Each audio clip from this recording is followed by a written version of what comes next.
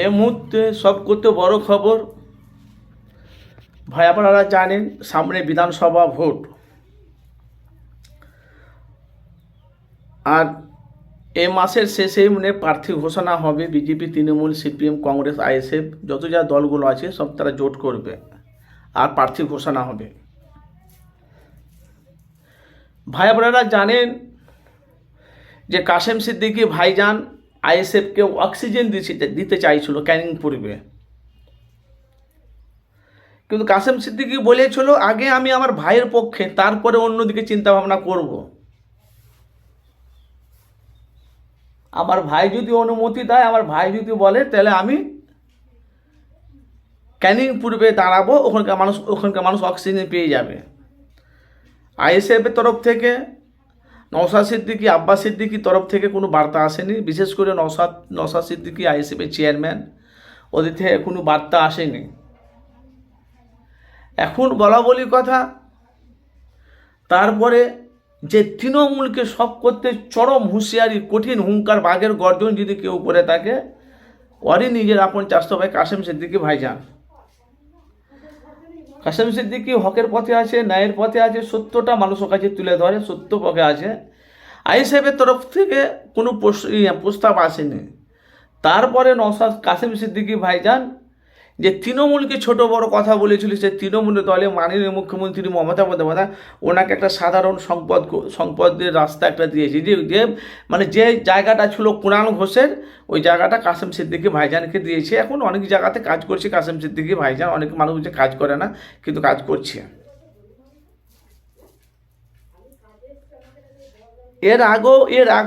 এখন আমি আপনাদের কাছে বলছি, ভাঙরে নওশাদ সিদ্দিকী জিতবে কি হারবে সেটা তার পার্সোনাল ব্যাপার, আমাদের কোনো যায় আসে না।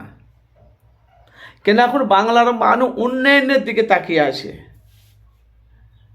তোমার পেছনে ঘুরলে আমার সংসার চলবে না, তোমার পেছনে ঘুরলে আমার বাড়িঘর হবে না।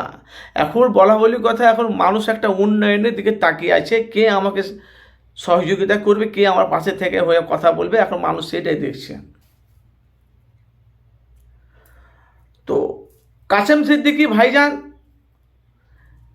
ভাঙরে তৃণমূলে প্রার্থী করবে কি না করবে, কাশেম সিদ্দিকী ভাইজান নিজে বলেছে আমি জানি না কোথায় প্রার্থী করবে কি না করবে, এখনও ঘোষণা হয়নি। ঘোষণা হলে মিডিয়ার মুখোমুখি সব জানানো হবে। এটা বাস্তব কথা, ঠিকই বলেছে। কেন কাশেম সিদ্দিকী নিজের দাঁড়াতে কিছু হবে না, এখন ওনাকে কোথায় দাঁড় করাবে না করাবে সেটা সময় এলেই বুঝতে পারবে। কিন্তু ভাঙরবাসীরা, ভাঙরের মা বোনেরা বলছে আমরা নওশাদকে 2021 আমরা ভোট দিয়ে ওনাকে জিতিয়ে এমএলএ বিধায়ক করেছি, আবার 2026 আমরা নওশাদকে জিতিয়ে আবার এমএলএ বিধায়ক করব। এখন একটা প্রশ্ন রয়ে গেছে আপনাদের কাছে, দুই পীরজাদা যদি ফুরফুরা শরীফে দুই পীরজাদা, এক হলো নওশাদ সিদ্দিকী, এক হলো কাশেম সিদ্দিকী, আর আব্বাস সিদ্দিকী তো সরাসরি নওশাদকে সাপোর্ট করে, যেহেতু ওনার ভাই আইএসএফে দল করে।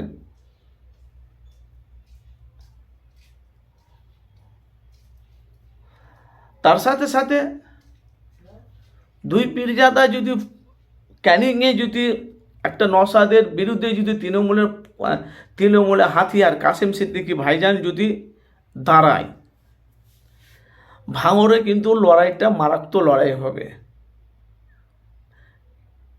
এমন লড়াই হবে কেন আমরা দেখেছি সোশ্যাল মিডিয়ায়, শওকত মোল্লা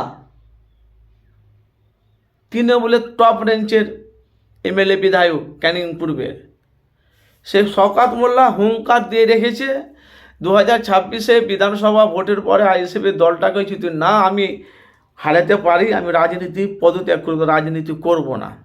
এটা হলে বলেছে তোমার কাশেম সিদ্দিকী, না তোমার ওই শওকত মোল্লা ডাইরেক্ট বিধানসভা গেটের সামনে বলেছে। অথচ অনেক কিছু তারা বলেছে। এখন ভাই বলা বলি কথা, 2026 বিধানসভা ভোটে এখন বাংলার মানুষ চাইছে একটা জোট।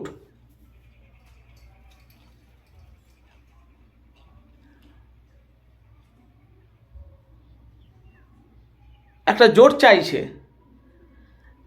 জোট হলে হবে কি, বাংলা থেকে বিজেপি দলটা চিরস্থায়ীর জন্য মুছে যাবে।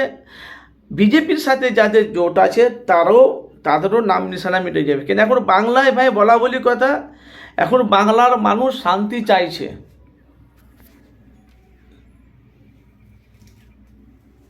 বাংলার মানুষ এখন শান্তি চাইছে।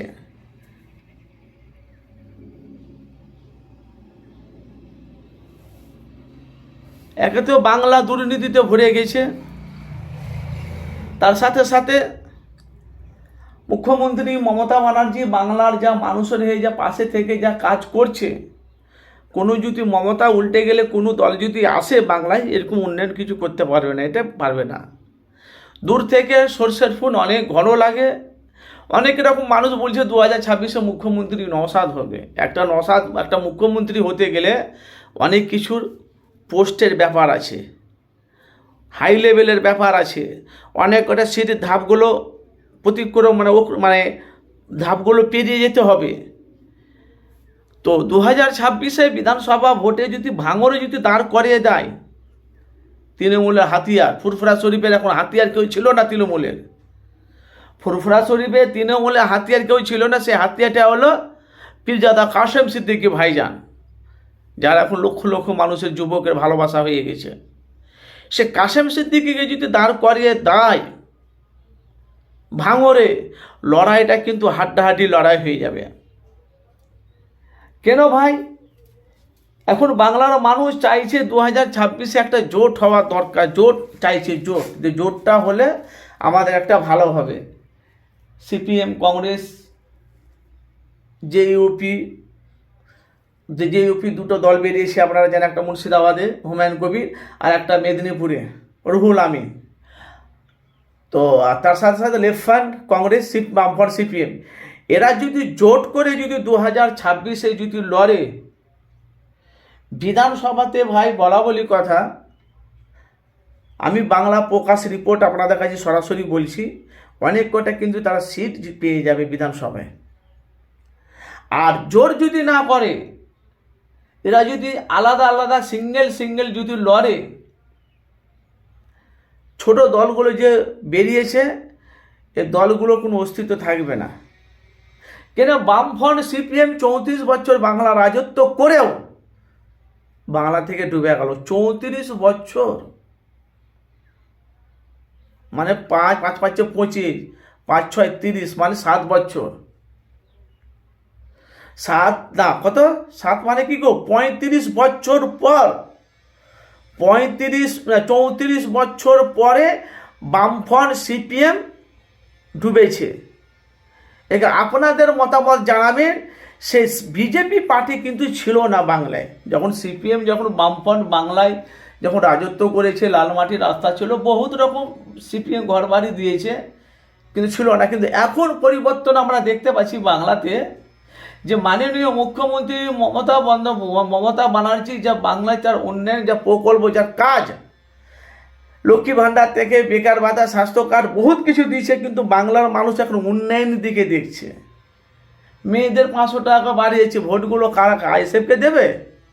ভাঙড়ে দেখছি আইএসএফের মহিলারা বলছে লক্ষ্মী ভাণ্ডার আমরা নেবো, বেকার ভাতা নেবো, স্বাস্থ্য কার্ড নেবো, সব নেবো, কিন্তু ভোট আমরা আইএসএফকে দেবো। এই জন্য শওকত মোল্লা বলেছে যারা আইএসএফ করে তাদেরকে বেছে বেছে তাদেরকে ঘর দেওয়া হবে না, আর লক্ষ্মী ভাণ্ডার, এসব বিভিন্ন মতামত।